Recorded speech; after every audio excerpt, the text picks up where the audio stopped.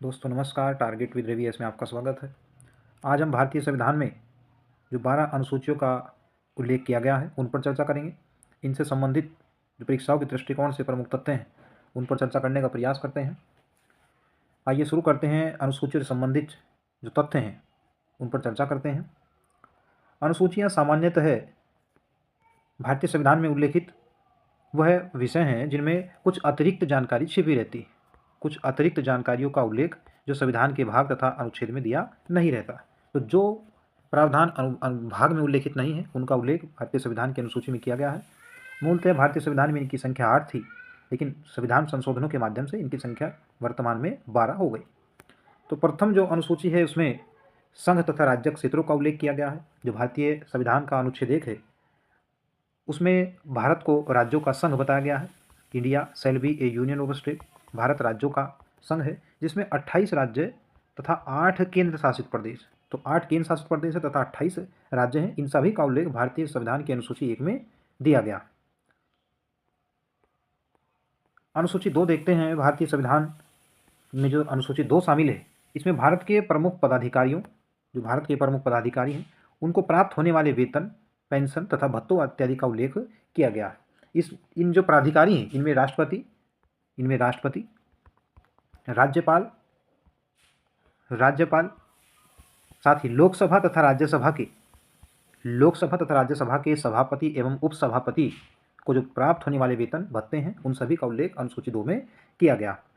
यहाँ ध्यान देने योग्य बात यह है कि राज्यसभा के जो सभापति यानी उपराष्ट्रपति, इसमें उपराष्ट्रपति उल्लेखित नहीं है।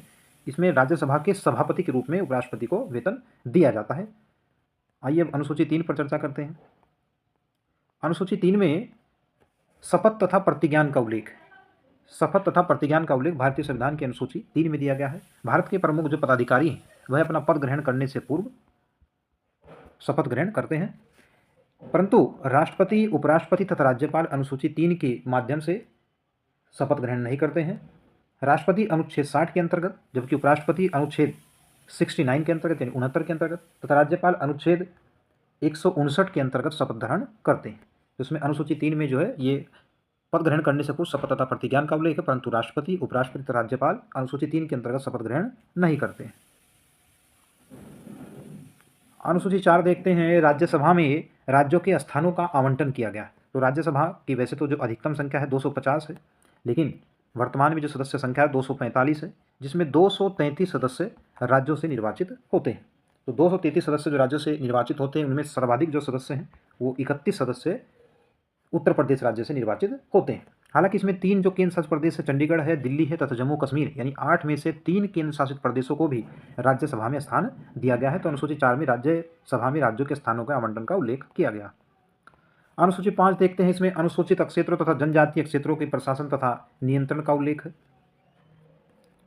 अनुसूची 6 में असम, मेघालय, त्रिपुरा, मिजोरम के जनजातीय जो क्षेत्र हैं उनके प्रशासन तथा नियंत्रण का उल्लेख है। यानी ये 4 राज्य इसमें दिए गए हैं, प्रमुख है। यहाँ से प्रश्न पूछा जाता है कि अनुसूची 6 निम्नलिखित में से किस राज्य पर प्रभावी नहीं होती। तो इसके लिए याद कर लेंगे मिजो एटीएम यानी मिजोरम, असम, त्रिपुरा और मेघालय। तो मिजो एटीएम इसके लिए ट्रिक हो जाएगा अनुसूची 6। अनुसूची 7 देखते हैं। इसमें संघ तथा राज्यों के मध्य शक्तियों का विभाजन किया गया है। मूलतः इनमें जो सूचियाँ हैं उनका 3 रूप से वर्णन किया गया है: संघ सूची, राज्य सूची तथा समवर्ती सूची। संघ सूची में मूलतः 97 विषय थे, लेकिन वर्तमान में इनकी संख्या 98 हो गई है। उसके बाद राज्य सूची में मूलतः 66 विषय थे, लेकिन उन्हें घटा करके अब 59 उनकी संख्या हो गई है। जबकि समवर्ती सूची में मूलतः 47 विषय थे, लेकिन वर्तमान में इनकी संख्या 52 यानी 52 हो गई। अनुसूची 8 देखते हैं। इसमें राजभाषाओं का उल्लेख है। भारतीय संविधान की अनुसूची 8 में भारत की राजभाषाओं का जो उल्लेख है, जिन्हें संवैधानिक मान्यता प्रदान की गई है, इसमें कुल 22 भाषाएं दी गई हैं। मूलतः संविधान में 14 भाषाएं थी, लेकिन अनेक संशोधनों के माध्यम से, जैसे 21वें संविधान संशोधन 1967 द्वारा सिंधी भाषा को संवैधानिक दर्जा दिया गया। उसके बाद 71वां संविधान संशोधन 1992 के अंतर्गत नेपाली, कोंकणी तथा मणिपुरी भाषाओं को संवैधानिक भाषाओं का दर्जा दिया गया। इसके बाद में 92वें संविधान संशोधन 92 कॉन्स्टिट्यूशन अमेंडमेंट 2003 के द्वारा संथाली, डोगरी, मैथिली तथा बोडो को संवैधानिक भाषाओं का दर्जा दिया गया। तो अनुसूची 8 भाषाओं से संबंधित हो जाएगी।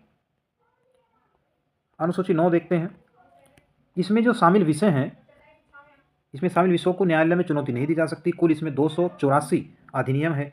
हालांकि इसे प्रथम संविधान संशोधन 1951 यानी 1951 द्वारा जोड़ा गया था।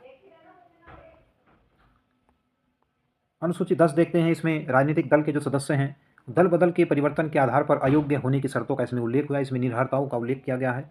यह जो प्रावधान है अनुच्छेद 102 के खंड 2 तथा अनुच्छेद 191 की धारा 2 के अंतर्गत ये प्रावधान इसमें जोड़े गए हैं, इनमें परिवर्तन किया गया है और ये 52वें संविधान संशोधन 1985 द्वारा संविधान में जोड़ी गई।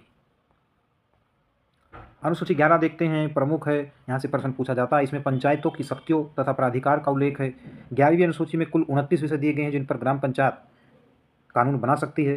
73वें संविधान संशोधन 1992 द्वारा इसे जोड़ा गया, जो कि 24 अप्रैल 1993 से प्रभावी 24 अप्रैल 1993 से ये प्रभावी हुई। तो अनुसूची 11 की ग्राम पंचायतों से, पंचायती राज से संबंधित है। अनुसूची 12 में नगर पालिकाओं की शक्तियों का उल्लेख किया गया है। अनुसूची 12 में कुल 18 विषय दिए गए हैं। 74वां संविधान संशोधन 1992 के द्वारा नगर पालिकाओं को संवैधानिक दर्जा दिया गया तथा इन्हें अनुसूची 12 में शामिल किया गया। तो ये भारतीय संविधान से संबंधित प्रमुख अनुसूचियां हैं जिन पर हमने चर्चा किया है। उम्मीद है वीडियो आपको पसंद आया होगा। इसके लिए आप वीडियो को लाइक करेंगे तो चैनल को सब्सक्राइब करेंगे। धन्यवाद।